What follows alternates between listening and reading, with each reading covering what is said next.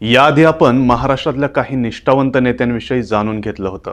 आज आपण याच यादीतील काही इतर नेत्यांविषयी जाणून घेणार आहोत, ज्यांनी नेहमीच त्यांच्या पक्षाची साथ दिली। पद मिळो वा न मिळो, सत्ता येवो वा न येवो, या नेत्यांनी कधीच त्यांची निष्ठा सोडली नाही।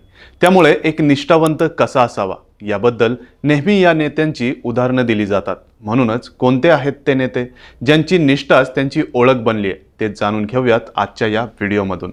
नमस्कार, मी अनिस आणि तुम्ही पाहताय ऑनलाईन नेता। पहिले आहेत भाई जगताप। जगताप यांनी त्यांच्या राजकीय कारकिर्दीची सुरुवात कामगार संघटनांचे नेते म्हणून केली। त्यांचा भारतीय कामगार कर्मचारी महासंघ हा कामगार संघटनांमध्ये एक यशस्वी संघ होता। 2001 मध्ये ते काँग्रेसमध्ये सामील झाले होते। 2004 च्या निवडणुकीत त्यांनी खेतवाडी मतदारसंघातून विधानसभा निवडणूक लढवली आणि विजय देखील मिळवला। मुख्य प्रवाहाच्या राजकारणापेक्षा कामगारांच्या चळवळीवर लक्ष केंद्रित केलं। कामगारांसाठी अनेक वेळा संघर्ष केला। त्यामुळे काँग्रेसचे नेते म्हणून कमी आणि कामगार नेते म्हणून त्यांना जास्त ओळखलं जातं। एक टर्म विधानसभा आमदार आणि 2 टर्म विधान परिषदेवर निवडून गेलेल्या भाई जगतापांना अनेकदा महत्त्वपूर्ण पदापासून वंचित राहावं लागलं, सत्तेपासून दूर राहावं लागलं। अशातच त्यांना वेगवेगळ्या पक्षांच्या ऑफर सुद्धा आल्याचं सांगितलं जातं। पण त्यांनी कधीही कोणत्याही ऑफरला न भूलता काँग्रेस सोबतची त्यांची निष्ठा कायम ठेवली। त्यामुळे निष्ठावंत नेते म्हणून त्यांच्याकडे पाहिलं जातं। तर दुसरे आहेत PN पाटील, पांडुरंग निवृत्ती पाटील। यांनी आपल्या राजकीय कारकिर्दीची सुरुवात काँग्रेसमधून केली होती। जिल्हा काँग्रेसचा कणा म्हणून शेवटच्या श्वासापर्यंत त्यांची ओळख राहिली। वयाच्या 25व्या वर्षापासून त्यांच्या राजकारणाची सुरुवात झाली। 1978 ते 1985 या काळामध्ये ते जिल्हा काँग्रेस जनरल सेक्रेटरी होते। तिथून त्यांच्या राजकीय प्रवासाचा पाया रचला गेला। त्यानंतर 1986 ते 1990 या कालावधीमध्ये त्यांनी जिल्हा काँग्रेसचे उपाध्यक्ष पद भूषवले। 1999 ते 2019 अशी 20 वर्ष त्यांनी कोल्हापूर काँग्रेसचे जिल्हाध्यक्ष पद भूषवले। त्यांनी प्रदेश काँग्रेसचे उपाध्यक्ष पदही भूषवले होते। PN पाटील यांनी राजकारणाची सुरुवात केल्यापासून ते अखेरच्या श्वासापर्यंत काँग्रेसचा हात सोडला नाही। राजकीय जीवनात अपयश येत असतानाही त्यांनी कधीच पक्षावरील निष्ठा कमी होऊ दिली नाही। काँग्रेस पक्षामध्ये 1999 ला सर्वात मोठी फूट पडल्यानंतरही त्यांनी काँग्रेसची साथ सोडली नाही। त्यामुळे काँग्रेसमन अशी त्यांची ओळख झाली, ज्यातून त्यांचं नाव सुद्धा निष्ठावंतांच्या यादीत घेतलं जातं। तिसऱ्या आहेत पंकजा मुंडे। गोपीनाथ मुंडेंच्या पायावर पाय ठेवून पंकजा मुंडे राजकारणात आल्या। गोपीनाथ मुंडे असतानाच पंकजा मुंडे राजकारणात उतरल्या होत्या। पण गोपीनाथ मुंडे यांचं निधन झाल्यानंतर पंकजा मुंडे या जास्त सक्रियपणे राजकारणात सहभागी झाल्या। 2009 मध्ये पंकजा मुंडे पहिल्यांदा परळी मतदारसंघातून महाराष्ट्र विधानसभेवर निवडून आल्या। 2012 मध्ये पंकजा मुंडे यांनी भारतीय जनता पार्टी युवा मोर्चाच्या प्रदेशाध्यक्ष म्हणून काम पाहिलं। त्यानंतर 31 ऑक्टोबर 2014 रोजी त्यांनी महाराष्ट्र कॅबिनेट मंत्री म्हणून शपथ घेतली आणि त्यांना ग्रामीण विकास, महिला आणि बाल कल्याण मंत्रालय ही खाती देण्यात आली। तर 2019 च्या विधानसभेत पंकजा मुंडे यांचा पराभव झाला। महाराष्ट्रातील एक आघाडीच्या महिला नेता असलेल्या पंकजा मुंडेंचा पराभव झाला होता। पण पक्ष लगेचच त्यांना कोणती ना कोणती दुसरी जबाबदारी देऊन पुनर्वसन करेल असं अनेकांचं म्हणणं होतं। पण तसं काहीही होताना दिसलं नाही। उलट भाजपामधलेच काही नेते पंकजा मुंडेंचं राजकारण संपवण्याचा प्रयत्न करतायत अशा चर्चा रंगू लागल्या। दरम्यानचा काही काळ पंकजा मुंडे सक्रिय राजकारणापासून लांब असल्याचं दिसत होतं। अशातच त्यांनी 2024 ची लोकसभा निवडणूक लढवली, पण त्यातही त्यांना यश आलं नाही। या काळात पंकजा मुंडे भाजपावर नाराज असल्याच्या चर्चा अनेकदा रंगल्या। पंकजा मुंडे भाजपा सोडणार असं देखील बोललं जात होतं, पण पंकजा मुंडेंनी भाजपा सोडली नाही। त्यामुळे अनेक जण त्यांचं नावही निष्ठावंतांच्या यादीत घेतात। तर सध्या पंकजा मुंडे या भाजपाकडून विधान परिषदेवर आमदार असून त्यांना महायुती सरकार 2.0 मध्ये मंत्रिपद सुद्धा देण्यात आलंय। चौथे आहेत गणपतराव देशमुख। सर्वात जास्त काळ आमदार म्हणून निवडून येणाऱ्या आमदारांचा विषय निघाला की सगळ्यात पहिलं नाव तोंडात येतं ते म्हणजे आबासाहेब, अर्थात गणपतराव देशमुख यांचं। पण यासोबतच आबासाहेबांविषयीची एक महत्त्वाची गोष्ट म्हणजे या काळात त्यांचा पक्ष एकच होता। गणपतराव देशमुख त्यांच्या कामामुळे गाव पातळीवर अत्यंत लोकप्रिय झाले होते। त्यांचं कार्य आणि साधेपणा आजही आदर्श मानला जातो। एक आदर्श राजकारणी म्हटल्यावर त्यांचं उदाहरण हमखास दिलं जातं। 11 टर्म आमदार असताना आबासाहेब एकाच पक्षाचा भाग होते। आजकाल नेते जिथं पद आणि सत्तेसाठी सातत्याने पक्ष बदलताना दिसतात, तिथेच गणपतराव देशमुख मात्र नेहमीच त्यांच्या पक्षासोबत होते। ज्यामुळे निष्ठावंत म्हणूनही त्यांना ओळखलं जातं। 1962 ते 2014 या काळात जय पराजयाची फिकर न करता त्यांनी नेहमी एकाच पक्षाची साथ दिली आणि कधी निष्ठा सोडली नाही। पाचवे आहेत मनोहर जोशी। मनोहर गजानन जोशी हे शिवसेनेच्या प्रमुख नेत्यांपैकी एक होते।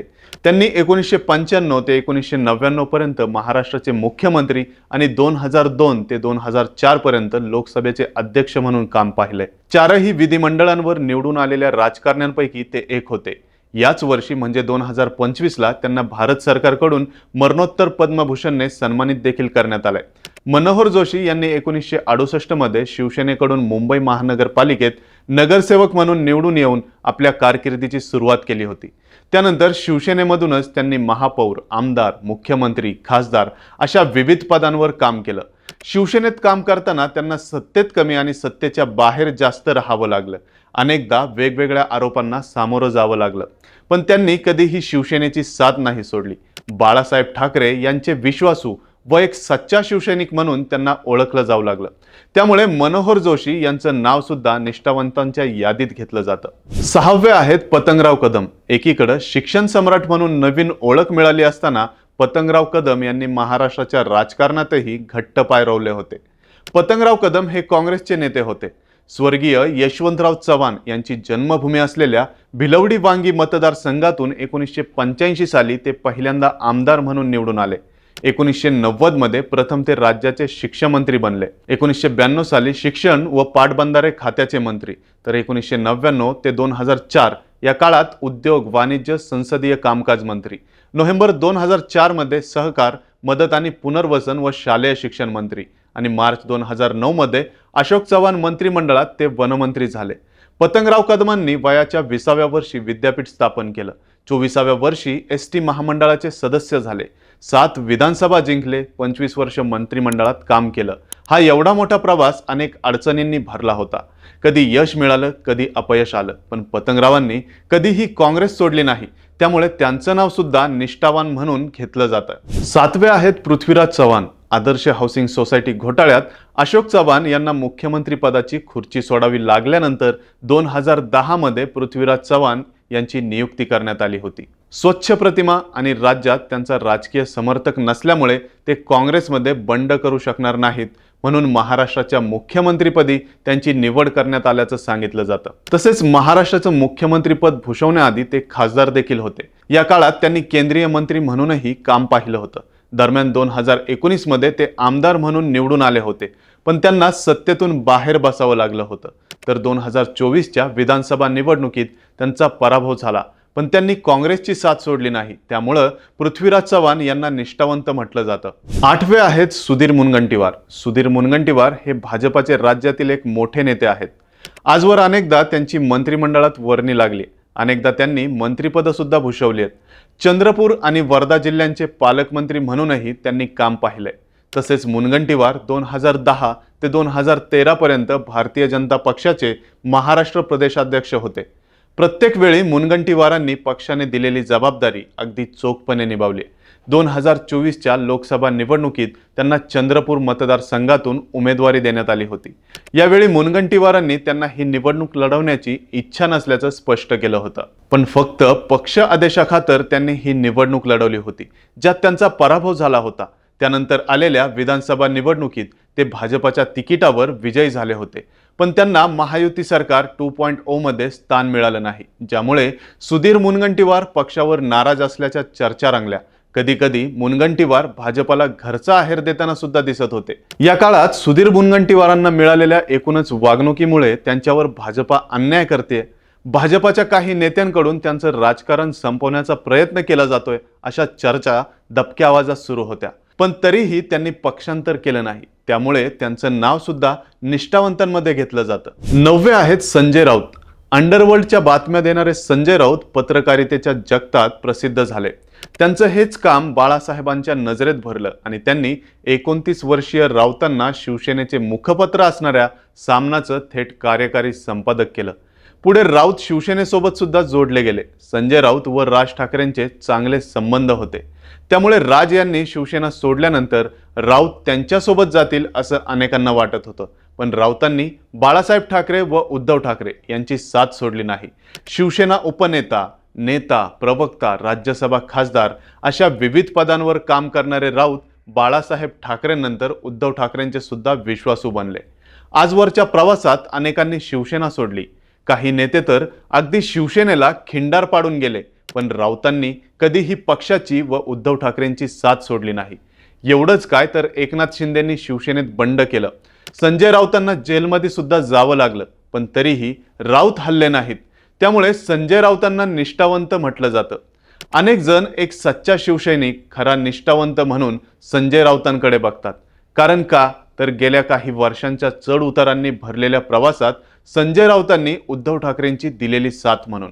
10वे आहेत जयंत पाटील। 1990 ते 2025 सलग 35 वर्ष आमदार म्हणून निवडून येणारे जयंत पाटील शरद पवारांचे अत्यंत विश्वासू व निष्ठावंत नेते समजले जातात।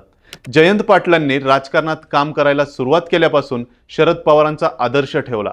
1999 मध्ये ते शरद पवारांनी स्थापन केलेल्या राष्ट्रवादीत गेले। पुढे 2023 मध्ये अजितदादांनी बंड केल्यानंतर जयंत पाटलांनी शरद पवारांसोबत राहणं पसंत केलं। दरम्यानच्या काळात अजित पवार गट तसेच भाजपाकडून जयंत पाटलांना वेगवेगळ्या ऑफर्स देखील देण्यात आल्या होत्या। त्यांना मंत्रिपदाची सुद्धा ऑफर होती, अशा चर्चा होत्या, पण त्यांनी शरद पवारांची साथ सोडली नाही। आजही ते शरद पवारांसोबतच आहेत, म्हणूनच त्यांना निष्ठावंत देखील म्हटलं जातं। तर महाराष्ट्रातील निष्ठावंत नेत्यांचा हा पार्ट 2 तुम्हाला कसा वाटला? तुम्हाला आता कोणत्या व्हिडिओचा पार्ट 2 पाहायला आवडेल ते कमेंट करून नक्की सांगा। यासोबतच ऑनलाईन नेत्याच्या पेजला फॉलो करा आणि आपल्या YouTube चॅनलला सबस्क्राइब करायला विसरू नका।